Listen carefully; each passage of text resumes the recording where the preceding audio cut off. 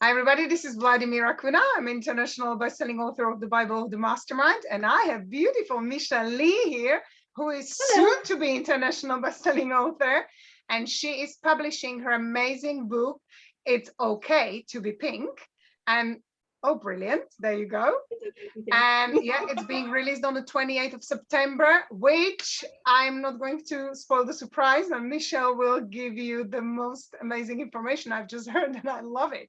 Hi, Michele. Thank you so much for joining us.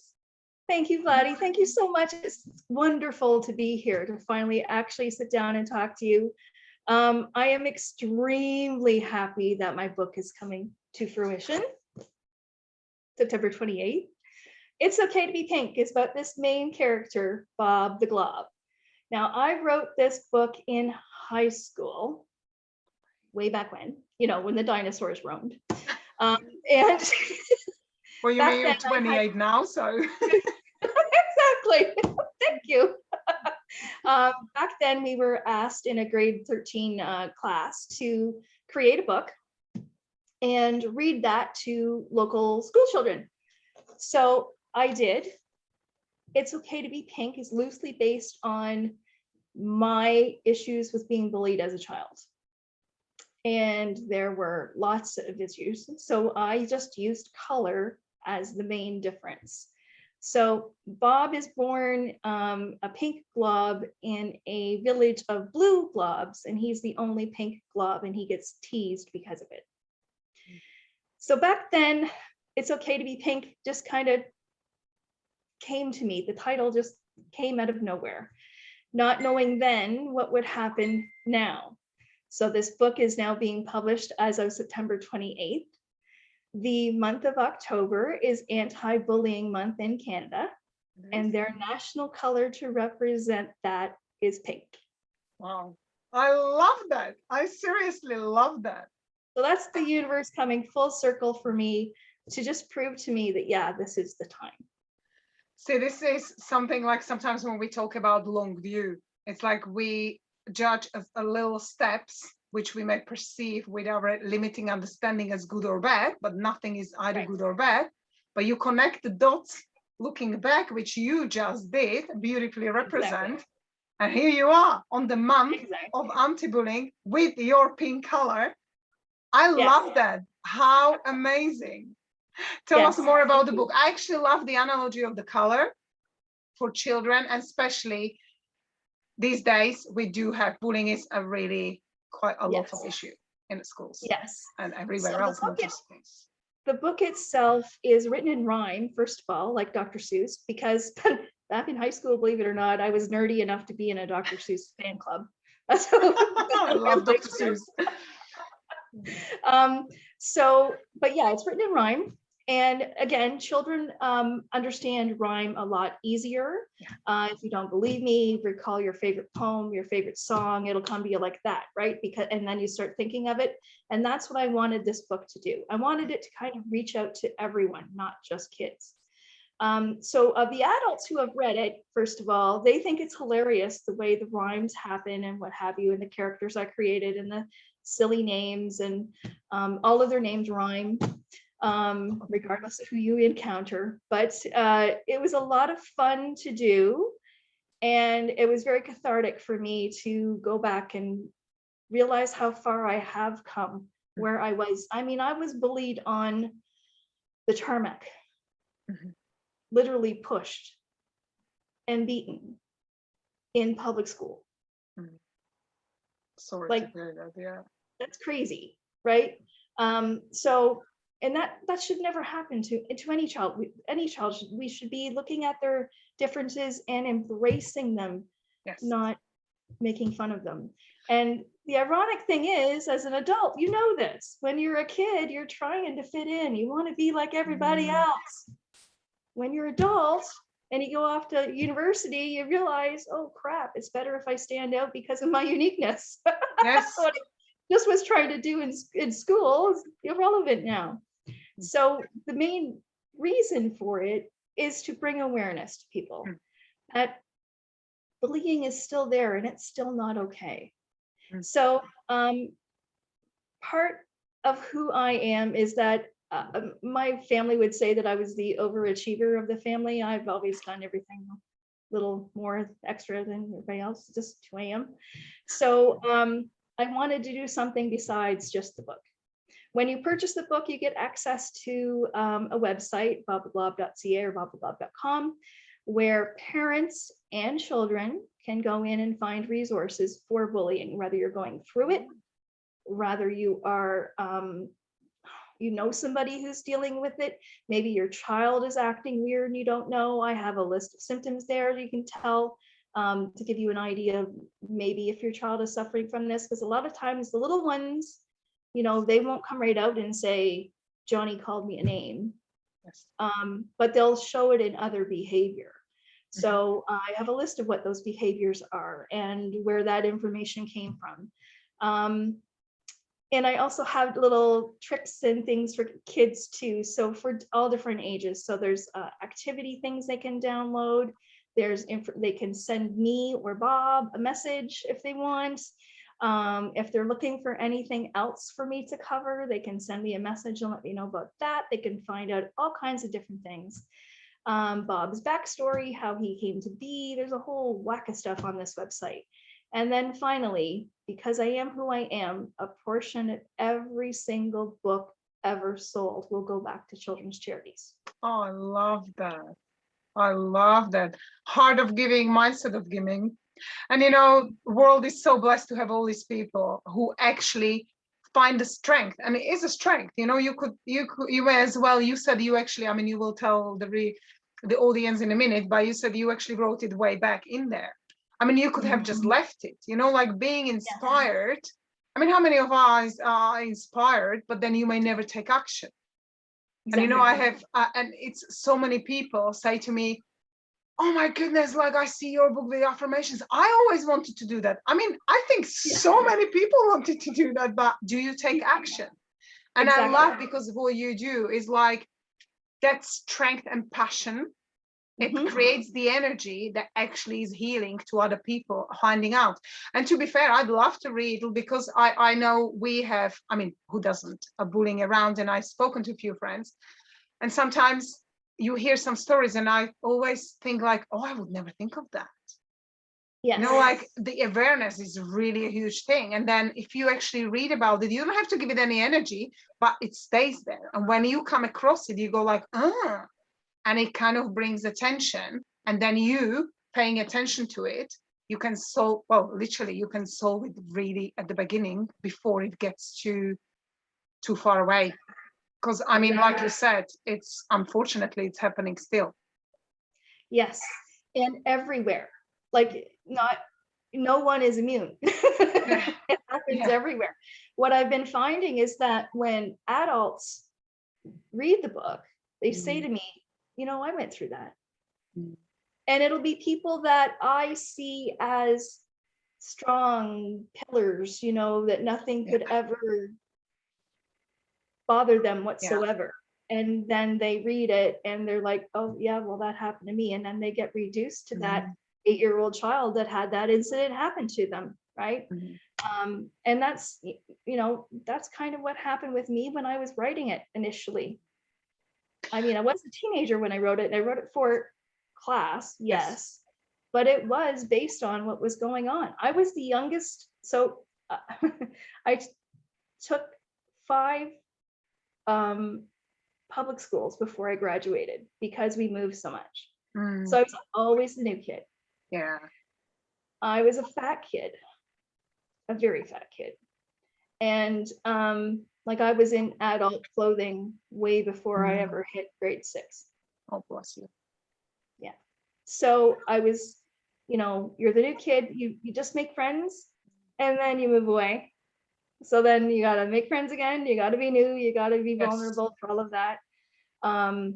You know, my size was definitely an issue. And then I was a smart child. They wanted me to skip grade 3 and to also skip grade 6 because I was getting bored in school. School itself, learning was fine. I loved it. I loved being immersed in books. I can tell you're a dubious student, you know, like love it. Yes, I wanted to be a career student at one point. That's what I wanted to do. What do you want to do when you go to university? Still go to university. But the social aspect, I kind of didn't do so well at all the time. So I was youngest of 5 kids, youngest of 5 kids. And by the time my youngest sibling, I started going to school, my youngest sibling was already in high school. Okay. So I didn't even have any, you know, brotherly backup. Yes. So I just had me. Yeah. And it forced me to grow up in a hurry. And it made me think a great deal about other people all the time, all the time. How can I be nicer to that person? How can I share myself a little more with people, you know? It was so really kind, such a kind heart. But this is the story. It's like it, and look who you became in the process. But I think you haven't even become, you were amazing before as well, you know, but to bring that awareness, and it is challenging. And even for sometimes, especially, you know, like sometimes you just said that I was really good at school. Like, who would pick on it? People and kids who are not really doing that great. exactly. All of a sudden, it's like in a real life. And although, you know, we're now in an amazing industry working with creativity. Yes. I used to be in a legal and financial industry, which was a lot of competition, loads of competition. So, and I remember it's you start being better and more successful. It's not really always perceived that way, and especially in kids. And at those times, sometimes, you know, it's just like they find whatever they could find to pick on the person just because they don't feel good about themselves. And that's why I personally was actually part of anti-bullying sort of organization in here. But I would love to rename it to Pro-Peace. I actually agree with Mother Teresa when she said, stop doing anti-terror organization, create a Pro-Peace. And I said, instead of anti-bullying, we should call it pro-kindness, like teach children, or, you know, teach them the self-worth and self-value. Because if people believe they're good, more than good enough, and they are who they are, and everybody's perfect the way they are, even kids, they need to understand this more. That will eliminate slowly the problem of picking on others, because you have that kindness in your heart. And, you know, you just said that, you even that time, you must have been hurt, you know, and when you wrote the book, you wrote it at the times where you actually felt the emotions in strong level. Yes, which is why when I found the text after. How did you feel? I wanted to ask, how did you feel when you found it? Well, first, I was amazed, first of all, that I kept it. Okay. And then when I read it, I broke down. I had an emotional reaction. Did it bring you back? This is time. It's time that everybody knew, right? Because the only way you can change something is if you are aware of it. Yes. So I want the awareness out there. There are agencies out there to help people, and I've listed a number of them on my website. Yeah. At one point in my life, I was a social service worker, and I used to do volunteer work at the crisis center. Mm-hmm. And so I would answer phones and what have you, and you never know what you're getting on the end of that line, right? You don't know if it's an elderly person just looking for someone, if it's a child in need, you have no clue. Mm-hmm. I loved doing that volunteer work because it was different every day, and I knew I was helping in some way. Yeah. And that's why I felt it couldn't just be a book, because if I would have released it when I was a teenager, it would have just been a book, because of course the internet wasn't necessarily a thing back then. It was that long ago. You can remember back then. Yeah. But yeah, so it would have just been a book, and it would have just stayed there. And now I look at the opportunity I have to bring this forward and to help more people and to reach more people and to grow the website so that it's a place for people to go to. I eventually want Bob the Glob to be a household name. I want him to be like a a stuffed animal that your kid decides was an animal. I don't know what a glob is. Person, whatever. It's something that your children to gravitate relate towards. to, yeah. Yeah, because he's going to be, you know, something that Character. is a character that's kind, that's compassionate, that's got your back, like your best friend, your buddy. You know, I even see him being in movies down the road. I really do, because I can see this character reaching more than just the children's age range that it's, you know, intended for. Because when we're talking about human beings, we're talking about something that reaches all of us. You know, we all have a heart. We've all had that broken. And we all need to know how to stitch ourselves back together again and keep on going so we can help other people. I love that story. I so love the story. And it is really amazing. I really, it's so inspiring to watch people who go through stuff and then share it with the world, not for themselves, but literally for making an awareness and making this world a better place. Because like you said, if you don't have an awareness, it's just ignorance. But, you know, sometimes people do stuff that they're not aware to. We can't, you know, it's not even to blame because they just did the best they could with whatever they had. So I love that. I really love the book. And actually, I love how big you're thinking and your vision of seeing it as a movie. I do see that. I honestly do. I do. I see it. I feel it. I really think he would be, and his characters, once they're released and you can all see them, they're cute.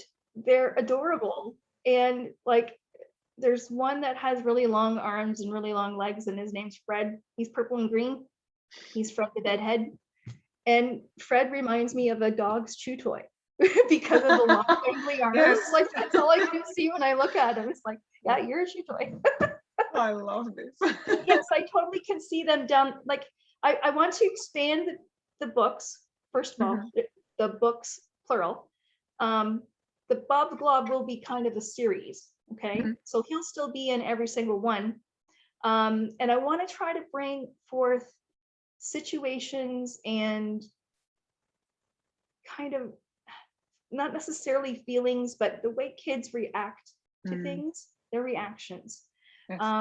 I want to try to make it as easy as possible for them so they know that, yeah, this might be a tough situation at the moment, but it's only at the moment. And here are the tools to move on, right? I love that.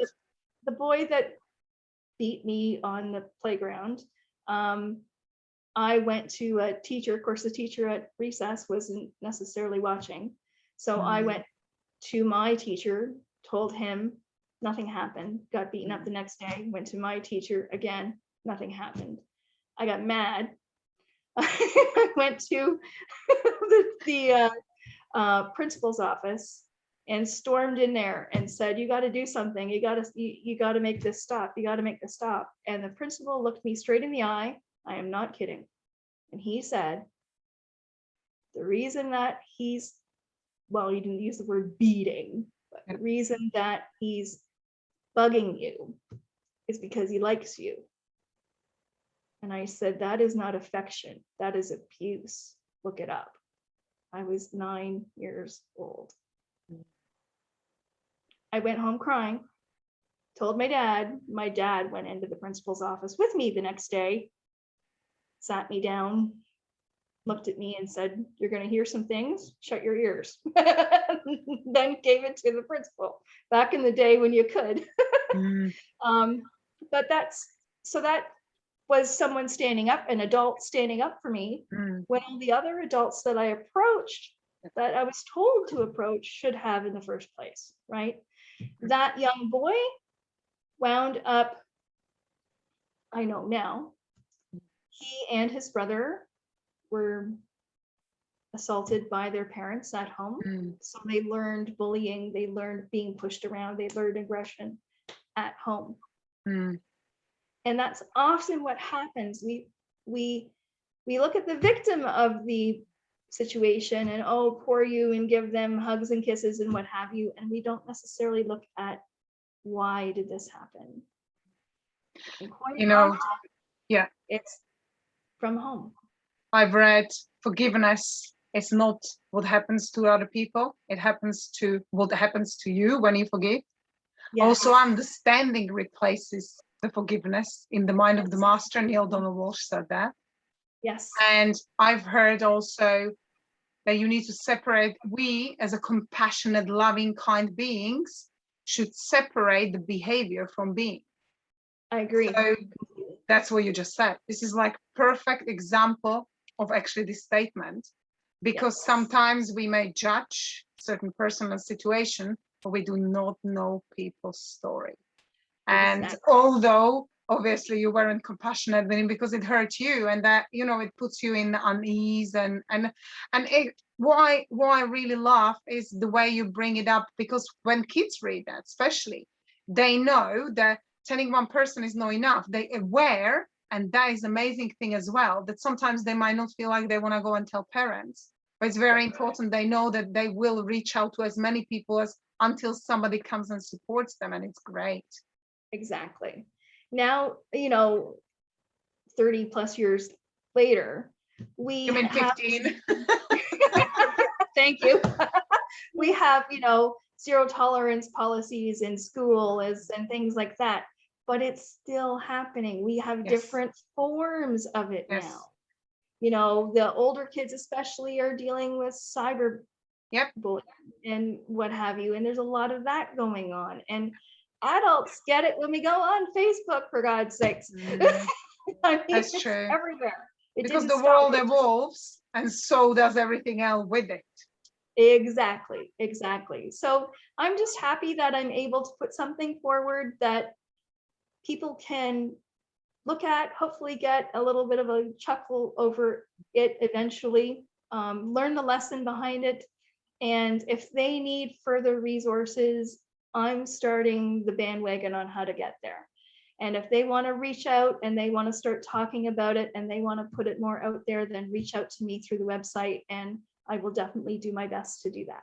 Which is great. Thank you so much, Michele. And everybody, I will put all Michele's links in the links, so you can actually find her, connect to her, spread it to your friends, whoever. You never know when you have something handy, you may need it, or your friends will just don't want to ask when the situation happens. Sometimes people actually like having the information and then just reach out straight away. So thank you so much, Michele.